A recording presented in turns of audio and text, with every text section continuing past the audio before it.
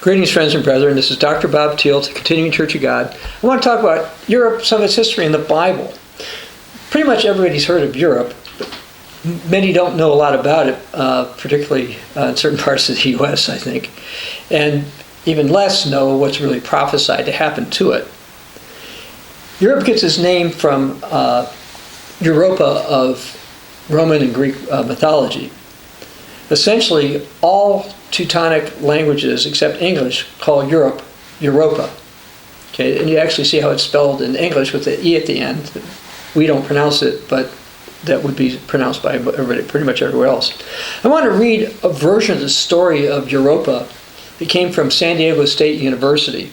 It says, Zeus lovers. One night, Europa had a dream. In this dream, two continents were in the forms of women. They were arguing over Europa. Asia maintained, and since Europa had been born in Asia, she belonged to it. The other continent, which was nameless, said her birth was not important, that Zeus would give it to her. It was early morning. Disturbed by the dream, Europa didn't go back to sleep. She summoned her companions, who were all daughters of nobility. It was a beautiful day. They went out gathering flowers by the sea. Zeus noticed this charming group, particularly Europa, who was the prettiest of the maidens. Zeus appeared to the group as a white bull. A white bull more beautiful than any other. The bull lay down in front of Europa. She slid on his back. Instantly, the bull charged off, plunging into the sea, and began to swim rapidly from the shore. Europa saw that a procession had joined them. Various ones riding dolphins, and even Poseidon was there. From this she realized that the bull must be a god. She pleaded with him to pity her. Zeus spoke to her and explained his love. He took her to Crete, where he had been raised, and he promised that she would bear him many famous sons. Notice that the story claims that Europa was actually born in Asia. Now, by the way, various accounts say that Europa was raped by Zeus. She was taken in by his good looks, but he wasn't so good. Others say she was seduced, whatever. Anyway, now historical records point to people in Europe coming through parts of Western Asia originally to get there. Now, I'm holding up a book called Lost Tribes and Other Prophecies. What will happen to Australia, British Isles, Canada, Europe, New Zealand, and the United States of America? Do you really know what will happen to Europe and the English-speaking peoples? What about Africa, Asia, South America, and the islands? Now, this book, or any other one I might hold up, is available free online at ccog.org. Go to the website, click on the Literature tab, go under Books and Booklets. You'll see covers of our books. I'll hold another one up for an example. And you can just click on it. We don't ask for your email. We don't ask you for money. And a lot of scriptures and historical references in this particular book. Well, anyway,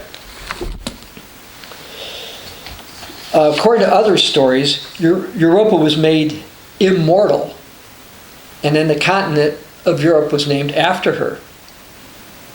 And there was also a connection between her and Astarte, the Queen of Heaven. I want to read something from one called Lucian in the 2nd century. It says, in Phoenicia is another great temple, which the people of Sidon keep. They say it belongs to Astarte, but one of my priests told me it belongs to Europa. And says, and after she vanished, the holy tale tells that she was beautiful, and Zeus desired her and transformed himself into a likeness of a bull, and snatched her away and bore her on his back to Crete. I've heard the same story from other Phoenicians as well. And the coinage which the Sidonians use depict Europa sitting on the bull that is Zeus. The name Europa is considered Greek. Whether this particular myth is Cretan or Phoenician in origin, the evidence doesn't seem to allow us to know this.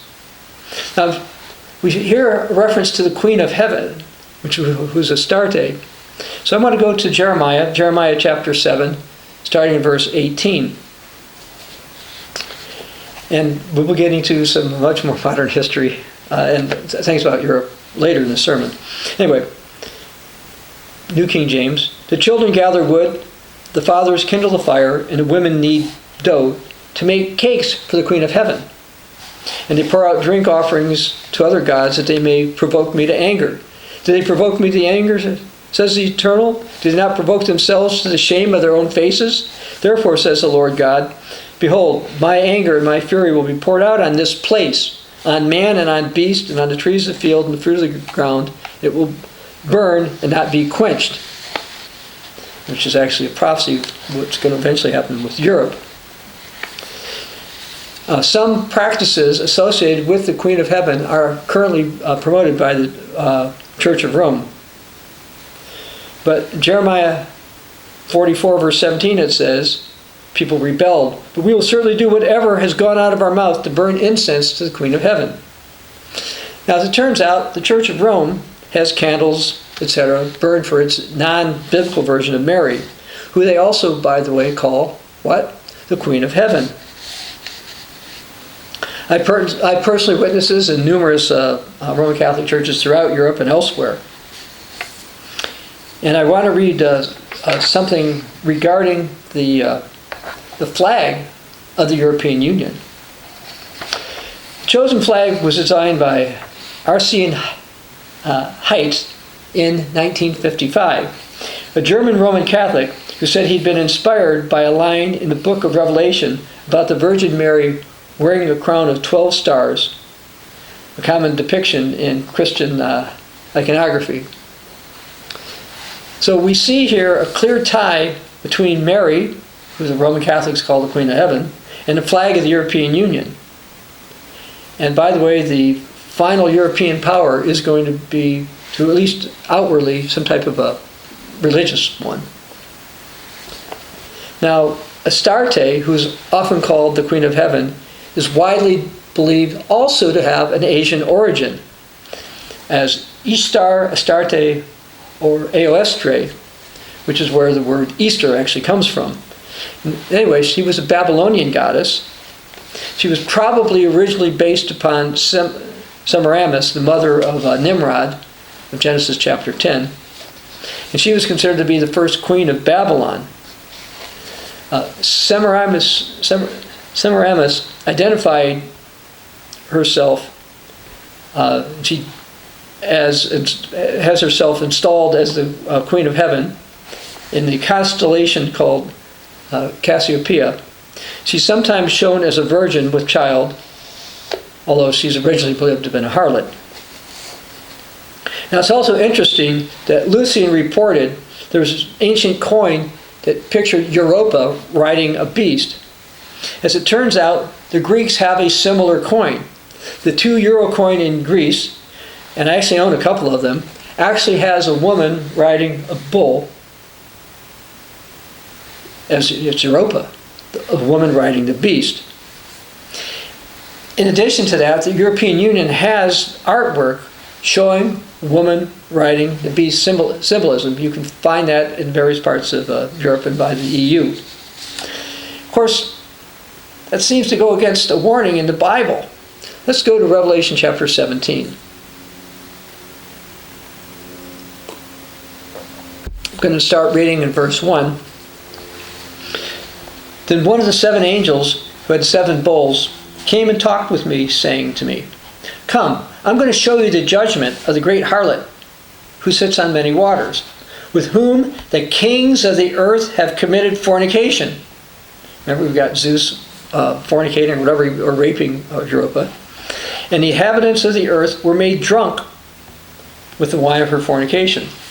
Verse 3. "So he carried me away in the spirit to the wilderness. And I saw a woman sitting on a scarlet beast, which was full of names of blasphemy, having 7 heads and 10 horns.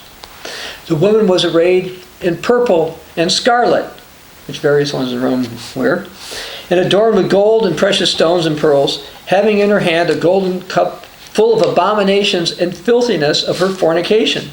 And on her forehead a name was written, Mystery, Babylon the Great, the mother of harlots, and of the abominations of the earth." Verse 6. "I saw the woman drunk with the blood of the saints and the blood of the martyrs of Jesus.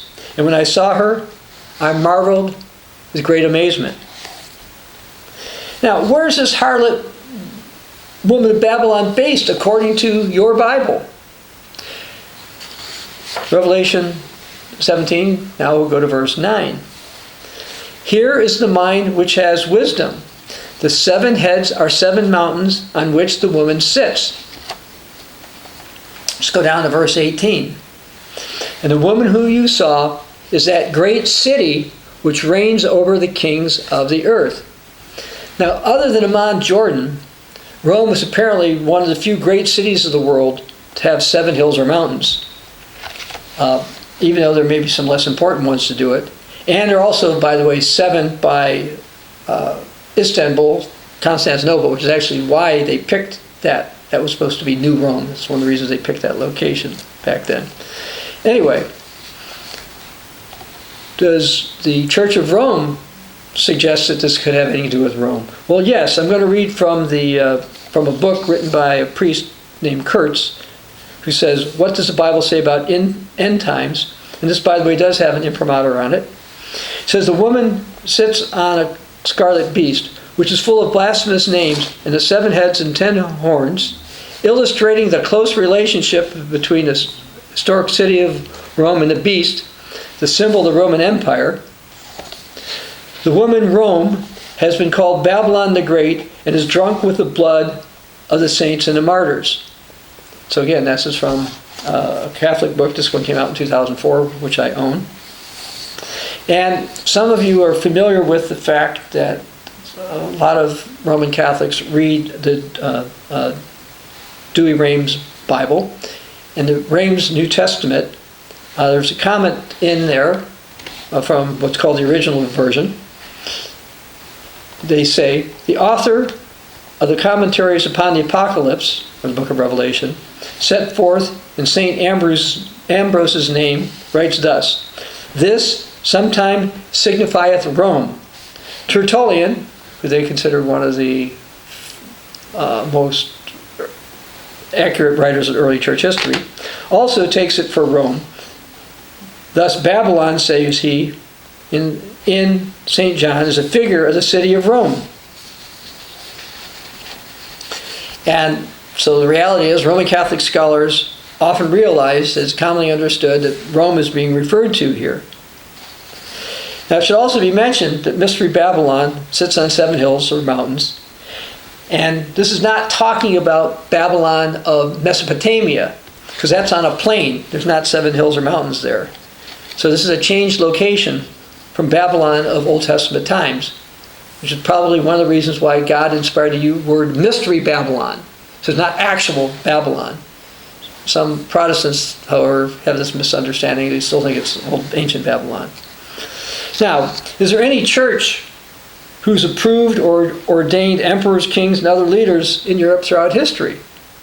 Is there any church which rules from the famed city of 7 hills that's instigated what it calls persecution against heretics throughout its history?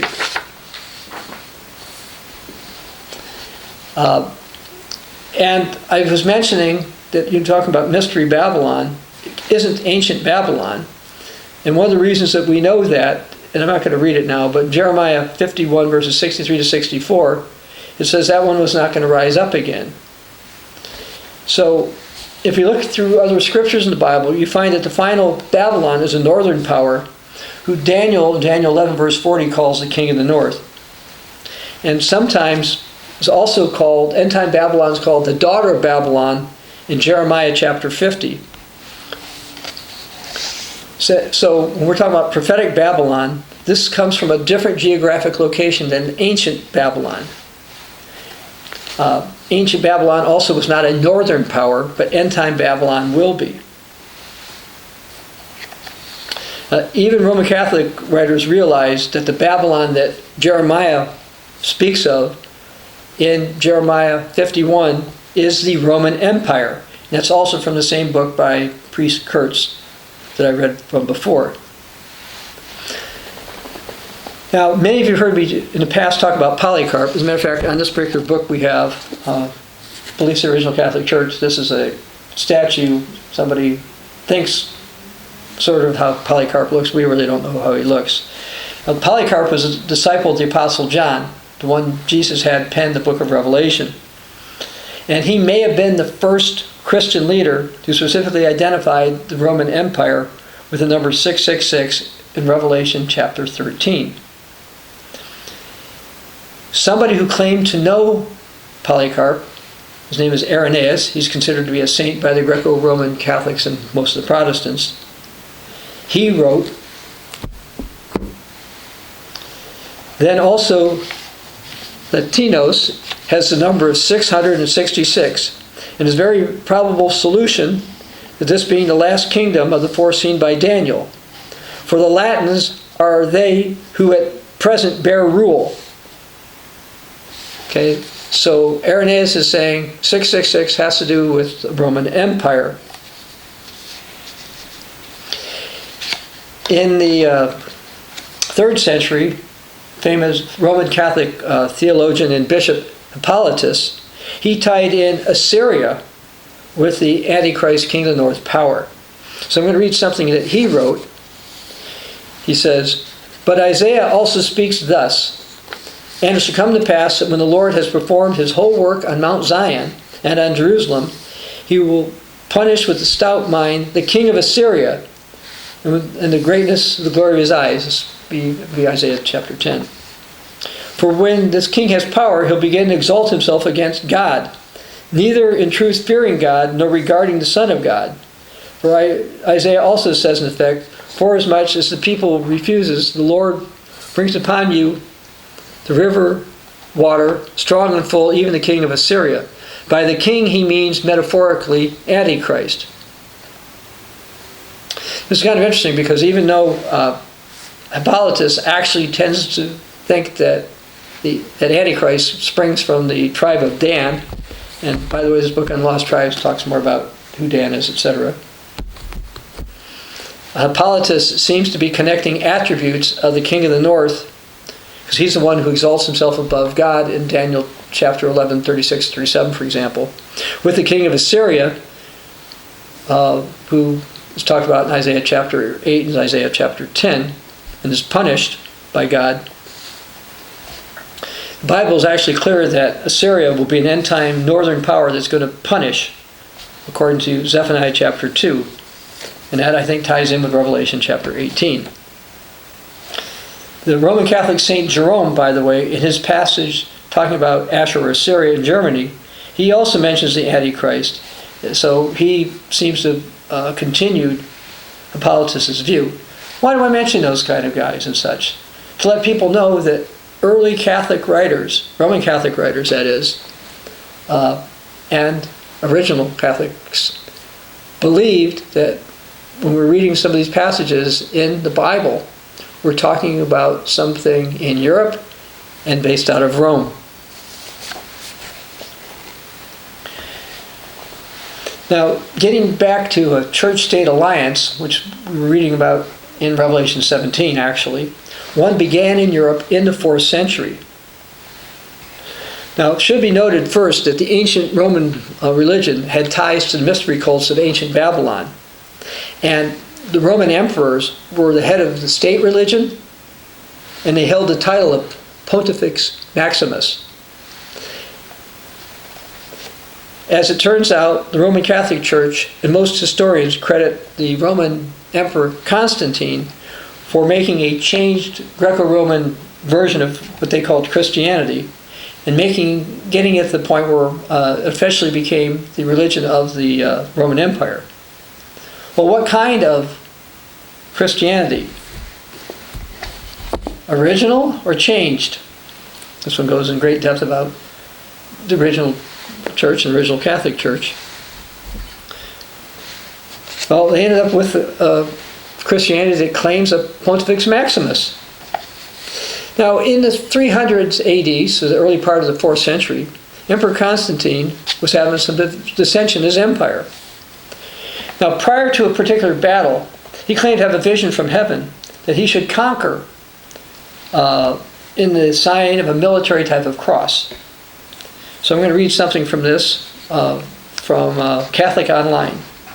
In 312, Roman Emperor Constantine the Great was in Germany, where he had an unexpected vision of a cross. So we got Constantine, who was born in what used to be called Yugoslavia, was up here in Germany.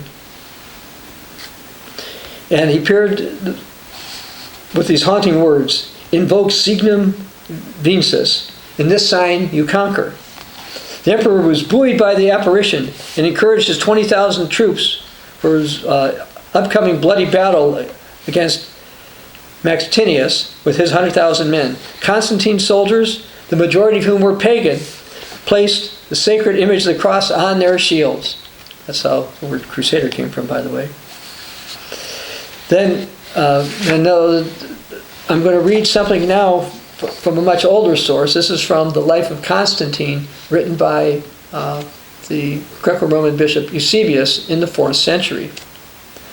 Constantine said about noon, when the day was already beginning to decline, he saw the trophy of a cross in the heavens above the sun. Conquer by this. And he arose, he took this to his friends, called them together, and he described his figure, what he'd seen, and said it was a long spear overlaid with gold, formed the figure of the cross by means of a transverse bar over it. So, and on top of the whole was affixed a wreath of gold and precious stones. Within this was a symbol of our Savior's name, 2 letters indicating Christ by its initial characters. The rho, which is a Greek letter which looks like a P, and the chi, which looks like an X in its center. Well, anyway, the majority of compromised confessors of Christ liked this, and Constantine brought some bishops to Rome and exalted them. They exalted him, and then he still crowned himself Pontifex Maximus. It was a title that the earlier Roman emperors had, and he still used it as well. They claimed to be the true physical and spiritual leader of the entire world. And again, Constantine held that particular title. Now I want to read something from the Catholic Encyclopedia about this.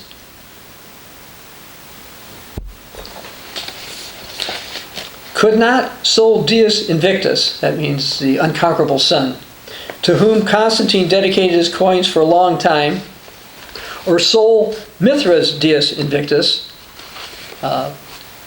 the sun god Mithras, unconquerable, venerated by Diocletian, etc., become the supreme god of the empire. Constantine may have pondered over this, nor had he absolutely rejected the thought, even after this miraculous event which influenced him in favor of the God of the Christians. As Pontifex Maximus, he watched over the heathen worship and protected its rights. Anyway, Constantine wanted a church-state alliance, and that's what he ended up with. But before then, in 313, he issued what was called the Edict of Milan. And basically, he says that we want to grant to Christians and others full authority to observe religion which each preferred. So, now that's what the Greco-Roman Catholics and Protestants want people to remember. But this was not, temporarily it was helpful for the Church of God Christians. But what was really going on was he was an anti-Church of God wolf in sheep's clothing.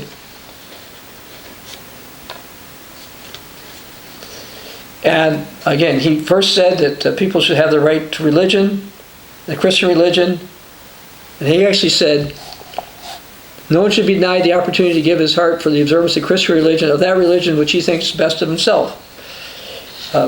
We concede to other religions the right to free and open observance. So he said that, people liked that, and that was good. It was including for a while for those in the Church of God. But, also according to the historian Eusebius in the 4th century, Constantine later said, let's have nothing in common with the detestable Jewish crowd, for we received from our Savior, Jesus, a different way. Now, of course, Jesus never said that the Jews were detestable. Jesus was a Jew. Nor did he want to change the date of Passover. And that's what Constantine was complaining about having nothing in common with the Jewish crowd. Because early Christians and people that the Greco-Roman Catholics say were saints kept Passover on the 14th, not on a Sunday. But Emperor Constantine, with a sun god background, liked Sunday stuff. Now there were some others who were also doing Sunday at the time. And that's the crowd that Constantine was interested in. Anyway, he endorsed the change of Passover to Sunday. And he also put together what was considered to be perhaps the first Sunday law. On March 7th, 321, this is what his decree says. This is from the Code of Justinian, Book 3. Let all judges, the people of the cities, and those employed in all trades remain quiet on the holy day of Sunday. Persons residing in the country, however, can freely and lawfully proceed in the cultivation of fields, as it frequently happens that the sowing of grain or the planting of vines cannot be deferred to a more suitable day. Okay? Now, even though the Bible says the seventh day is holy in Exodus 20, verse 8, it never calls Sunday holy, Emperor Constantine had a different idea. And that edict was a compromise away from the beliefs of the original Catholic Church. And this edict had a major effect on the Western world. Now I'm going to read something from the Catholic Encyclopedia about Sunday. There is a large body of civil legislation on the Sunday rest side by side with the ecclesiastical. It begins with the Edict of Constantine, the first Christian, according to them, emperor, who forbade judges to sit and townspeople to work on Sunday. So we see there was the first official intertwinings of European politics and Catholic doctrine. Even though some of the foundation was laid in the mid-2nd century. Now, just a few years after that decree, in 325 AD, Emperor Constantine convened what's called the Council of Nicaea. And he summoned the Greco-Roman bishops to attend. According to the late Roman Catholic scholar Bellarmino Bagatti, Church of God types were not invited, and there were none there. So when they got together, they agreed, quote, Sunday, or the day of the sun, was to be the Christian Sabbath. They also came up with the rules on prayers, penance, and indulgences, which are not in Scripture, and that the Greco-Roman Catholics did believe that Jesus was God in some fashion. By the way, they did not officially endorse the Trinity at this particular one. That came later. And the fourth thing was that Passover would be on Sunday, not on the biblical date of the 14th.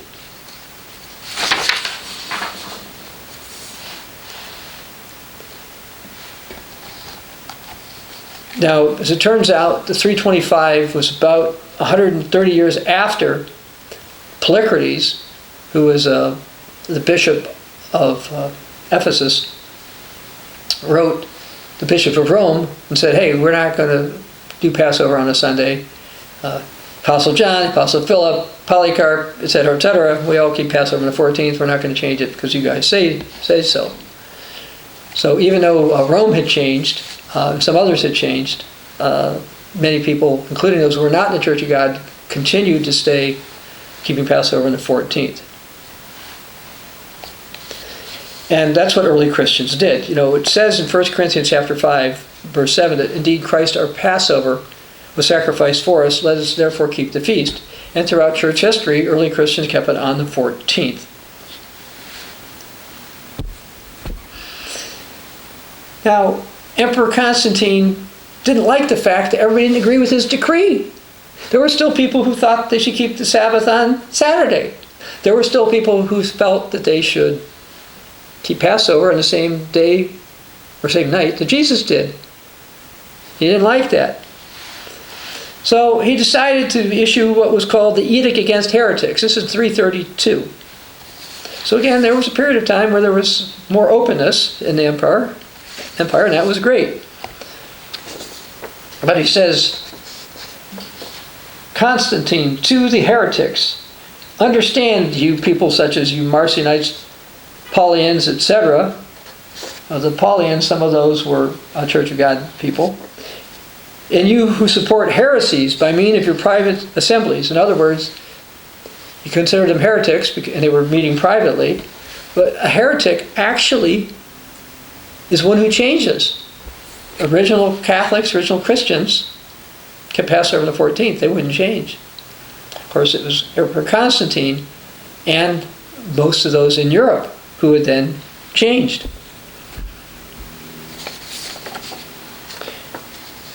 And Constantine claimed that the other groups, all their councils opposed the truth. But they actually said, like Plicarides earlier had written, we have to obey God rather than men. We looked at scriptures, we don't see switching to Sunday on this. So anyway, he was upset with them. And then he says, for as much it's no longer possible to bear with your pernicious errors. Now, he says they're doing private assemblies, so why does he care about their so-called pernicious errors? He says, by this statute, none of you henceforth presume to assemble yourselves together.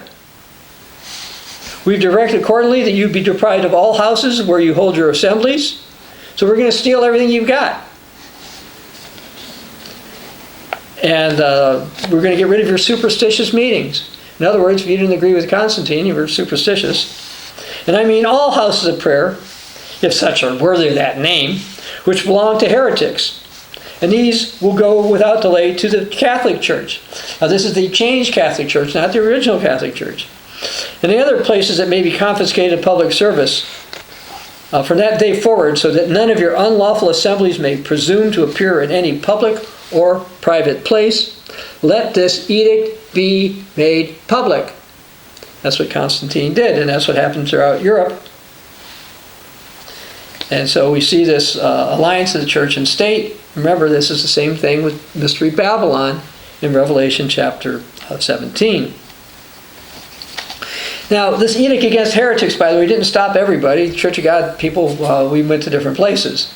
This goes into there, and we've got another shorter booklet. If I can grab it here, I can see it. It must be on the other side. It's called, no, that's not it. Called The Continuing History of the Church of God. Oh, here it is. I want to grab this one just because it's a lot thinner. If you don't want to go through all how Catholics change, but more about what happened just to the church itself, this is a lot shorter. Again, both of these are available at ccog.org. Anyway, in one of the successors to Constantine was Emperor Theodosius. And somewhere between 380 and 394, he decreed the death penalty to those who would keep Passover on the same day the Apostle John, the Apostle Philip, Plicarides, Polycarp, etc. Kept it on. And certainly, they're not following the example of Jesus or John, because they kept Passover on the 14th instead of on Sunday. And in the furthermore, talking about Theodosius, for those of you who are Greek Orthodox or Eastern Orthodox, Theodosius removed the Patriarch of Constantinople. Why did he do that? Because the Patriarch would not accept the Nicene Creed that Theodosius came up with. Now, the Nicene Creed did not come from the Council of Nicaea. And there's a Greco-Roman historian named Socrates Scholasticus who wrote in the 5th century about this. He said, when the emperor, that's Theodosius, found the church in this state, he began to consider by what means he could make peace, effect a union, enlarge the churches. So in other words, he was trying to go for some type of compromise. He immediately, therefore, tried to get Demophilus to see if he would accept the Nicene Creed and thus reunite the people. But Demophilus declining. And the emperor said to him, since you reject peace and anonymity, I order you to quit the churches. So there was an Eastern Orthodox bishop who would not accept the changes that Theodosius expected people to believe about the Godhead. And so Theodosius got rid of him. Now, if you're Eastern Orthodox, Greek Orthodox, and you think your church has not changed, you're wrong. Your church did not accept the Trinity the way that Theodosius put it in the way you guys accept it now. It says, continue here, it says, when Demophilus heard this, he's trying to figure out how to do this because the emperor's got superior power. He convoked his followers in the church. And in front of them he said, "Brethren, it's written in the gospel, if they persecute you in one city, flee to the other. Since therefore the emperor excludes us from the churches, let's take notice and we'll hold our assemblies outside the city." So consider that it ended up being that desired political unity between the Greek East and the Latin West parts of the empire were a bigger deal. But the Church of God, as well as various others in Europe, didn't go along with that imperial directive. Now, I'm not saying Demophilus was Church of God, because I don't think he was, but Church of God didn't go along with this as well. So you had the Roman Empire was in two basic parts. The Latin West, they spoke Latin, the Roman side, and then the Greek side on the east. Now I'm going to go to Daniel chapter 2.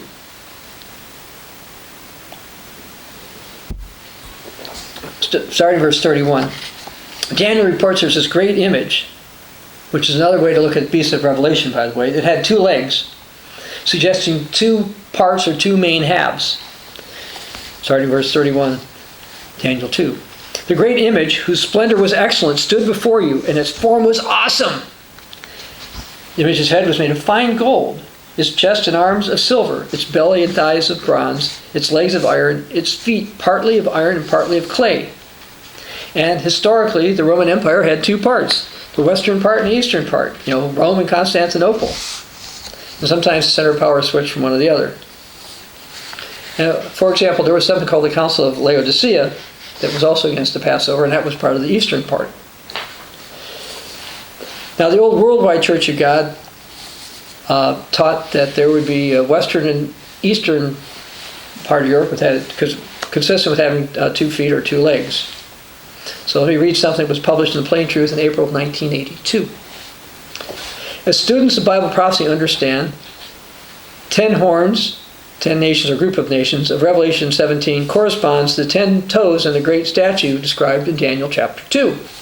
Prophecy Daniel reveals the 10 entities will constitute a political system that will exist at the return of Jesus Christ to establish the kingdom of God on earth. There are, of course, 5 toes in each feet.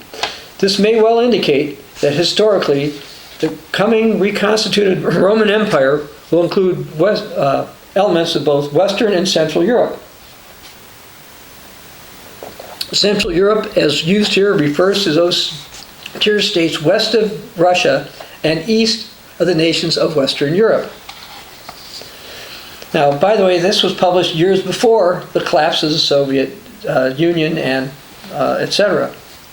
Now, the late Pope John Paul II once publicly stated that the Roman and Orthodox churches were the 2 lungs of the church, suggesting that they're mutually supportive, just like 2 legs are. And so he's basically saying they were 2 parts of the same body. And let me read actually what John Paul said. By rediscovering the great cultural treasures of the Christian East in a new dialogue of communion, we will also allow Christian witness to breathe this at this level, the 2 lungs making our rightful contribution to humanity's culture. And the Orthodox apparently agreed with this, because the Orthodox Metropolitan John of Pergamon then said to John Paul II later, "As your holiness has aptly put it some years ago, East and West are the 2 lungs by which the church breathes. Their unity is essential to the healthy life of the one holy Catholic and Apostolic Church." So he claims. But to actually find out who the true holy Catholic and Apostolic Church is to this day, I urge you to read this book. Now, if you're Greco-Roman Catholic, you'll find that almost all the scriptures in this book come from Greco-Roman accepted translations of the Bible into the English language. And it also quotes people that are considered saints. Now, Cardinal Joseph Ratzinger, who then became Pope Benedict XVI and since died, he wrote that Europe had two wings, the Greek wing and the Latin wing. This is from Ratzinger. In the process of replacing boundaries, the conceptual continuity within the preceding Mediterranean continent, Europe is a Mediterranean continent, that was assured by the theological interpretation of history in connection with the book of Daniel and the Roman Empire, renewed and transformed by the Christian faith, was considered to be the final and permanent kingdom in the history of the world in general, and therefore the associations of peoples and states was taking shape as this permanent Holy Roman Empire. That's what he said. He continued to say, we can consider the rise of the Carolingian Empire, which actually came from Constantine, on the one hand, and the continuation of the Roman Empire in Byzantium and its mission with the Slavic people as the true proper birth of the continent of Europe. The Greek Christian European culture of Byzantium is one of the two wings of Europe. Again, this all comes from Cardinal Ratzinger, then being Pope. Latin, that is, Western Europe. The Christian idea of empire, the sacred foundation for history. The two halves of old Europe, before the modern era, had known essentially only one opponent, life or death battle, the Islamic world. Believing Christians should contribute to Europe's recovery of the best of its heritage and thus be a service to all mankind. So we see he says that the successor to the Roman Empire was the so-called Holy Roman Empire. And he says it's also part of the image of the beast in Daniel chapter 2. And he also pointed to Revelation 17. And he's got one leg or wing for the east, one for the west. And he's suggesting that being part of the image of the beast of Daniel 2 is a good thing. But in Daniel chapter 2, that image is destroyed by God when Jesus returns. The Bible is clear that God's going to destroy the final formation of that empire. I wasn't going to go there, but let's just read that here. I was going to do more prophecies in the next sermon, but let's just read this one here. Got the image of the beast in Daniel chapter 2, verse 44. And then in the days these kings, God of heaven will set up a kingdom which will not be destroyed. It will break in pieces and consume all these kingdoms. It shall stand forever. Okay? So God's going to destroy that. But Cardinal Ratzinger was acting like that was a good thing. Now, as far as the book of Daniel goes, we're going to go to Daniel chapter 8. The Bible prophesied that a little horn would develop in what is becoming a European entity. And actually, what is now the European Union began as a very small organization with 3 small countries located in the northern and western parts of Europe. They were the Netherlands, Belgium, and Luxembourg, called the Benelux nations. And they helped then form the European Economic Community, which then expanded into the European Union. So we'll read in Daniel chapter 8, starting in verse 9. And out of one of them came a little horn, which grew exceedingly great toward the south, toward the east, and toward the glorious land. And it grew up to the host of heaven and cast down some of the host and some of the stars in the ground and trampled them.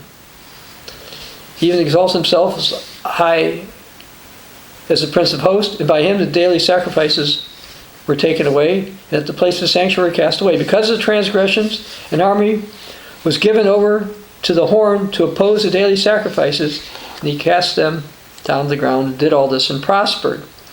Well, I want to focus on verse 9, the little horn. Now, while this had some past fulfillment, It seems to be a dual prophecy, particularly when you look at other prophecies in Daniel 11. Anyway, the European Union expanded mainly south and east of the Benelux nations. Now there's close to 500 million people in this. It's not fully unified, but they've been working on this. It's headquartered in Brussels, Belgium. Now, the late evangelist of the old Radio Worldwide Church of God, Dr. Herman Hay, who I've met on multiple occasions, he wrote regarding Daniel 8, verse 9, out of one of them came a little horn, waxed exceedingly great, toward the south, toward the east, pleasant land. The king of the north. The little horn in Daniel 8 is none other than the last king of the 4 divisions of Alexander's empire. He's, in fact, the final king of the north described in Daniel 11. Now, the reality is that while some Protestants are finally waking up to the fact that there's an emerging European superpower, being a revival of an old Roman Empire, the true Church of God has known this since the Apostle John and Polycarp. Now, when Europe was still recovering from being devastated in World War II, I want to read something from the December 1948 issue of the Plain Truth magazine by the late Pastor General of the old Radio Worldwide Church of God, Herbert Armstrong. He said, there was a sermon that shot forth, impregnating the minds of the leaders in attendance. The amazing sermon was delivered by a foremost radio speaker of the Roman Catholic Church, Bishop Dwayne Hunt of Salt Lake City. He said, without the guidance, supervision, and authority of the Catholic Church, they were laboring in vain. This was the Roman Catholic bid to resurrect the so-called Holy Roman Empire, and prophecy shows that they will succeed. At the psychological time, the Pope will step in. Through this political movement, he will unify nations in Europe. It will be a United States of Europe, but probably not with that official name. And a few years ago, the European Union took steps to do what the old Worldwide Church of God says it would do. And that is, it's starting now to develop its military. And it also looks now that we see, the UK is out, which was something else the old Worldwide Church of God said would happen. And by the way, the old Worldwide Church of God wrote that Europe would develop its own currency, and we've seen that as well. Now, I mentioned the Roman Catholic Saint Jerome, and here's a comment he made regarding Daniel chapter 2, verse 40. He says, there'll be a fourth empire, like unto iron, just as iron breaks into pieces and overcomes all else, so it'll break to pieces and shatter all those preceding empires. Now the fourth empire, which clearly refers to the Romans, is an iron empire which breaks in pieces and overcomes all other. While they're included in the one empire of the Romans, we recognize at the same time that those kingdoms were previously separate. And as for the next statement, devouring, crushing, and pounding all the rest pieces of his feet, this signifies all nations either been slain by the Romans or have else been subjected to tribute and servitude. Then he quotes the scripture, and I saw the beast was slain and the body perished. In the one empire of the Romans, all the kingdoms at once are to be destroyed because of the blasphemy of Antichrist. The other beast, whose name is not specified, but which represented the kingdom of the Romans.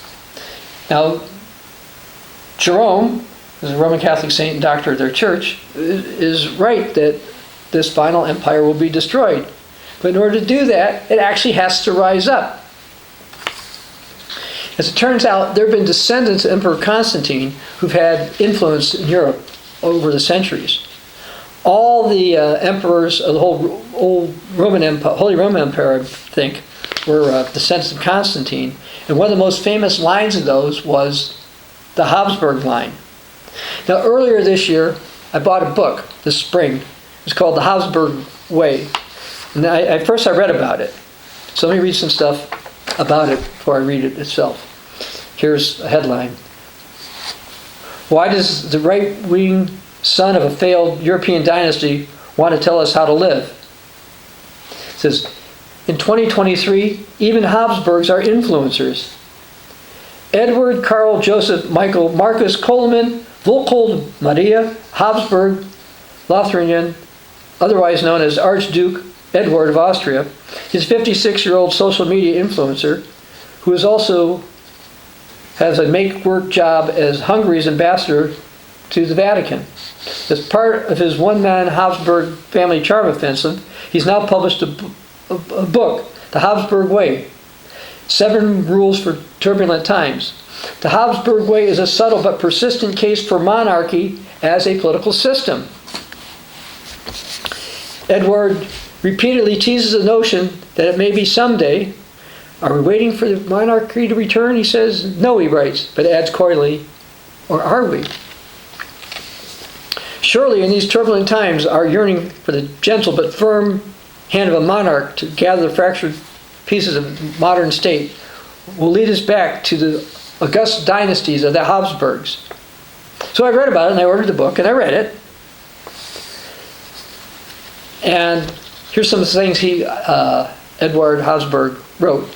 I'd like to ask whether our lives, politics, indeed our world, wouldn't be better if we would try to do at least a few things the Habsburg way.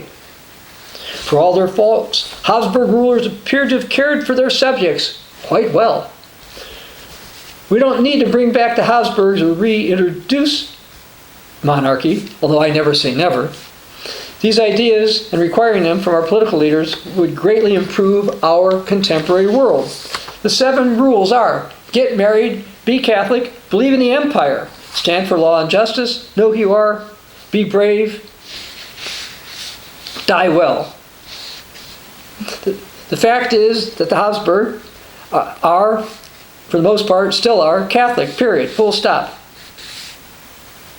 If the reign of Leopold I was the pinnacle of the Catholic faith in the Habsburg lands, many other Habsburgs were devout. For example, Maria Theresa made pilgrimages. Her faith was very strict. Meanwhile, her husband was a Freemason. The daughters of Maria Theresa and Francis were raised in a very severe faith of their mother and very humanistic faith of their father. That's why they tended for the father. After 800 years of the intimate Habsburg present in European politics, members of our family are still putting their faith first and making it the center of their lives. The Holy Roman Empire was shaped by the Habsburg family for hundreds of years. Holy Roman Empire by the Middle Ages. This state structure governed most of the Roman Empire's former territory, including Germany, Netherlands, Austria, Slovenia, Czech Republic, territory of today's Poland, and northern Italy. By the way, I talk about that a little bit also in this book. The idea of a centralized government in Habsburg lands began to advance under Maria Theresa. In some ways, the centralization was inspired by the Masonic idea that reason could determine the best policy, and therefore all change should come from above and be implemented by a small virtuous elite. Now, I want to interject here for a moment. I believe that the rise of the final beast power will have to do with Roman Catholics, Freemasons, and other globalists. Anyway, continuing here, what he wrote, he says, in the end, the idea of an empire, the German Reich, has shaped Europe for nearly 600 years, with greater or less success. But with one historical curiosity, the Holy Roman Empire, according to legal scholars, it never legally ended. Even after 1806, when the Holy Roman Empire ended. So very technically speaking, empire continues even to this day. Perhaps one day in the future, it will once again ensole a united Europe. Monarchs. Contrast this mindset with some modern politicians.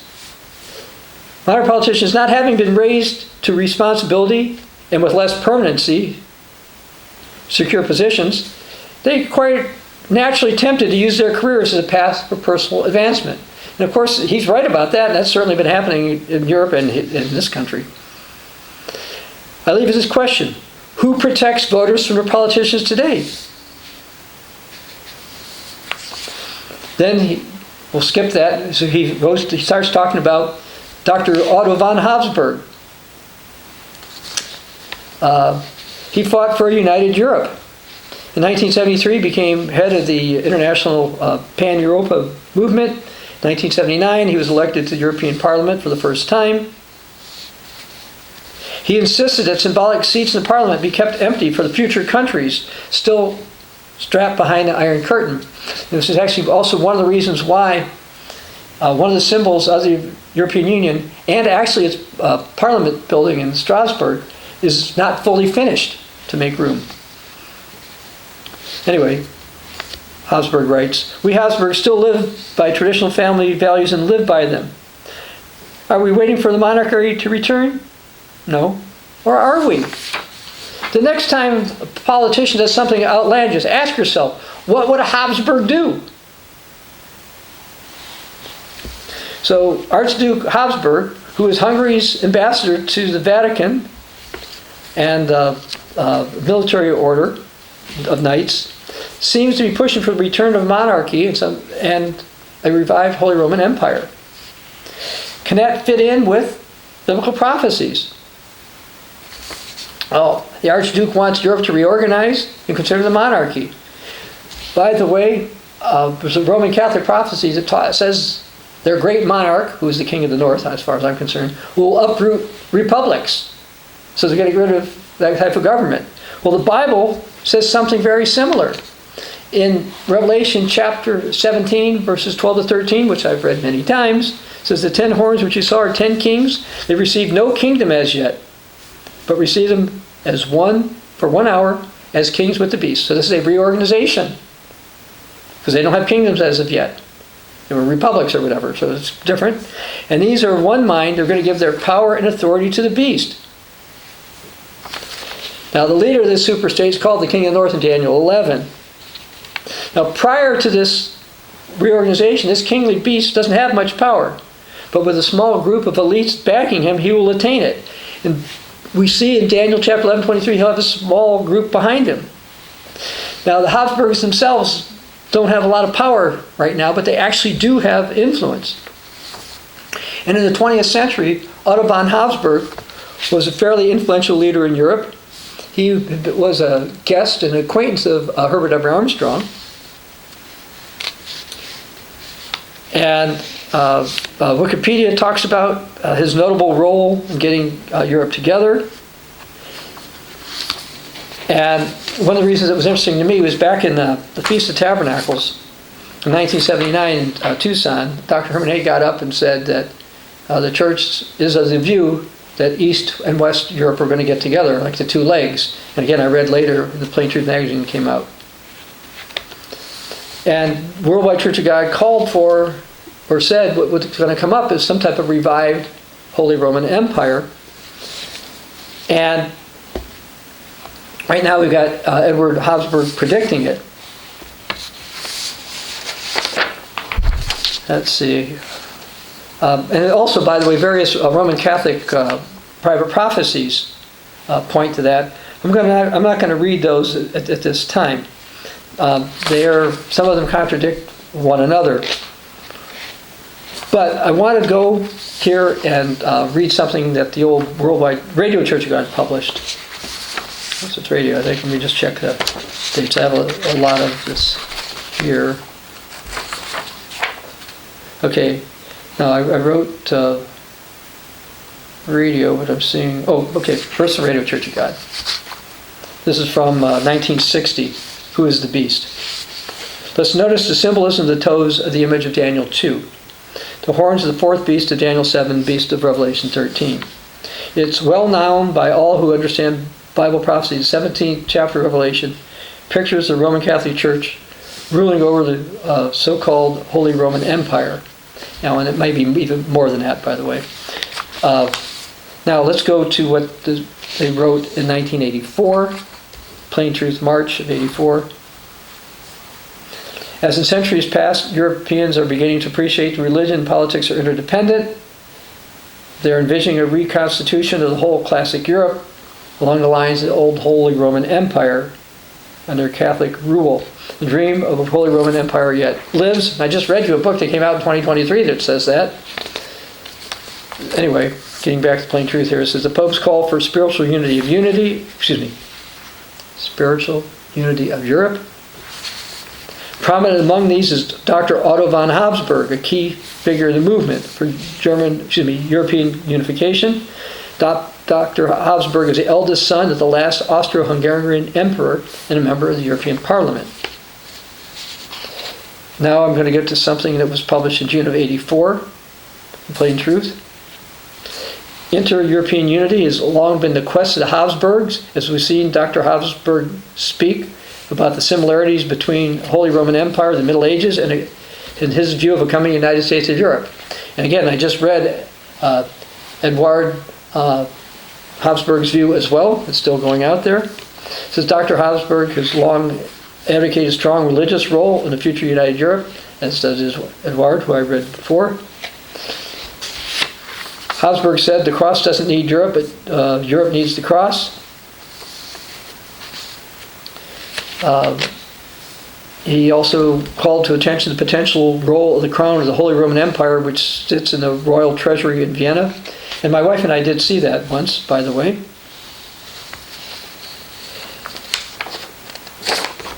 And the old Plain Truth said a united Europe was inevitable. Even though we've got, back then we had the Iron Curtain, and all my life it didn't seem like Europe could get together, but then that all changed. The united Europe is inevitable. Europe awaits for a modern Charlemagne, another Otto the Great, the second Charles V, to resurrect this unity. And actually they give away what they call the Charlemagne Prize each year. And one year it was actually given to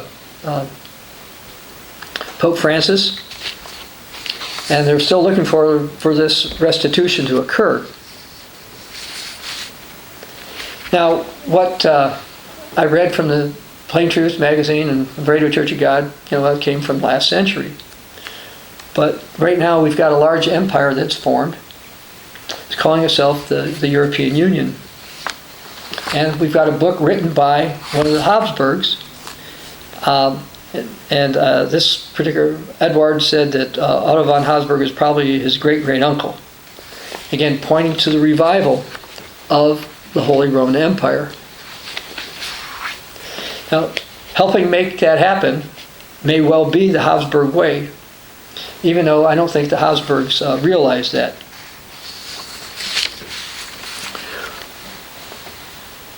There are a lot of prophecies about Europe, and I plan on covering more of those in the next sermon. But just look through history, the things that we've been going through in this sermon. You had mythology that says Europe came from Asia, and we know that people came through Asia Minor to get to Europe. By the way, that's documented partially in this book, and you can find it in other sources, of course. So that part's there. You've got the fact that you had a woman riding the beast. Europa rose Zeus, the primary god of the Romans.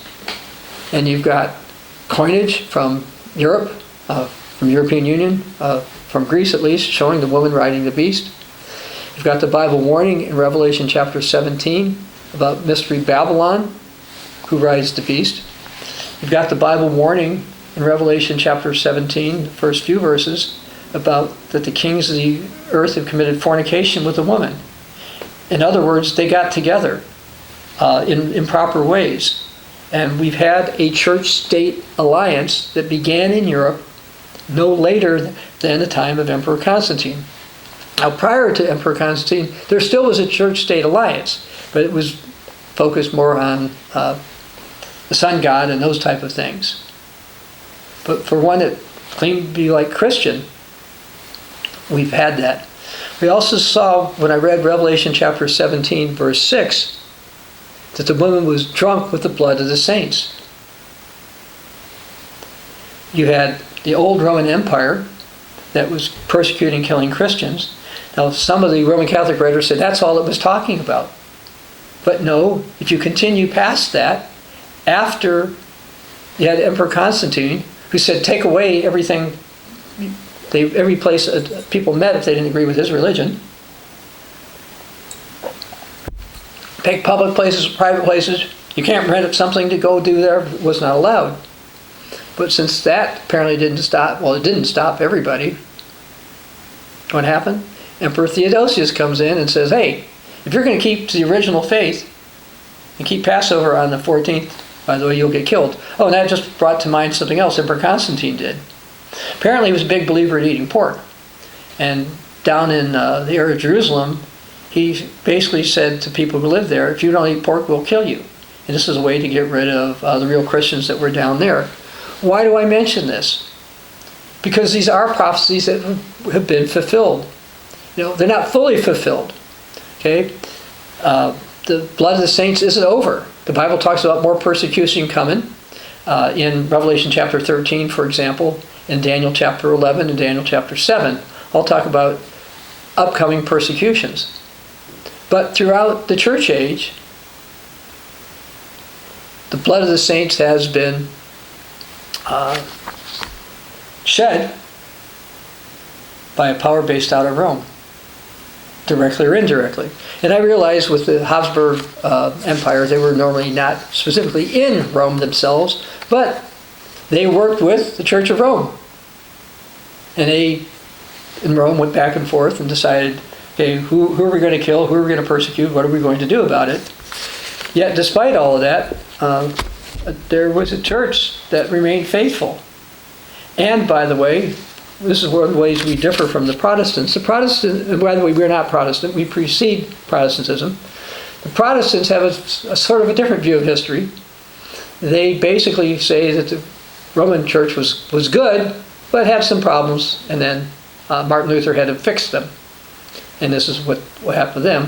One of the problems that the Protestants have, however, is that their faith does not exist at the beginning. You can look for it. There's no evidence of it. You won't find modern American evangelical religion in the early church literature. The Bible says, and I have this quote in both of these books, to contend earnestly for the faith once for all delivered to the saints. Protestants don't have it. And the Greco-Roman Catholics have changed too much to have it, but we in the Church of God still have it. And you can demonstrate that. Now, in this, let's go back to this book again. In this particular book, we talk more about the different groups that were persecuted by the Church of Rome, as well as sometimes by the Eastern Orthodox Church. Eastern Orthodox say, well, they didn't persecute very much, very often, but some of the times they did. They were Church of God people that they persecuted. Why?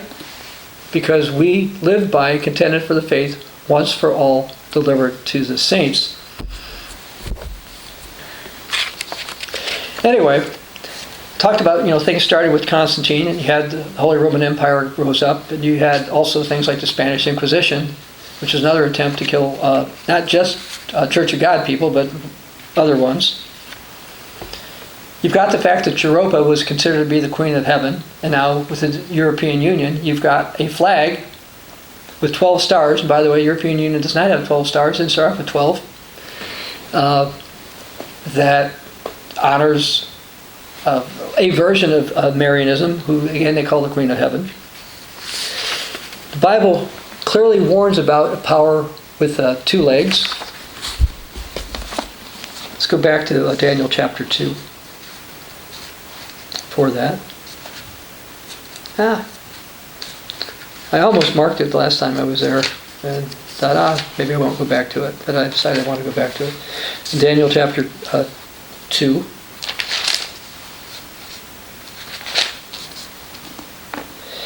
And we see, starting verse 31, this is great image, and it's got verse 32, belly and thighs of bronze, legs of iron. So it's got 2 legs and 2 feet. And we've seen this throughout history. We've seen a power that's from the old Roman Empire, which was both in the east and in the west. And even the so-called Holy Roman Empire covered both sides of Europe in a sense. The Austro-Hungarian Empire, Hungary was definitely on the east side, Austria was on the west side. And while that was somewhat unified for a period of time, again we're talking about the east and the west, and ultimately now, as various popes have called it, the 2 legs.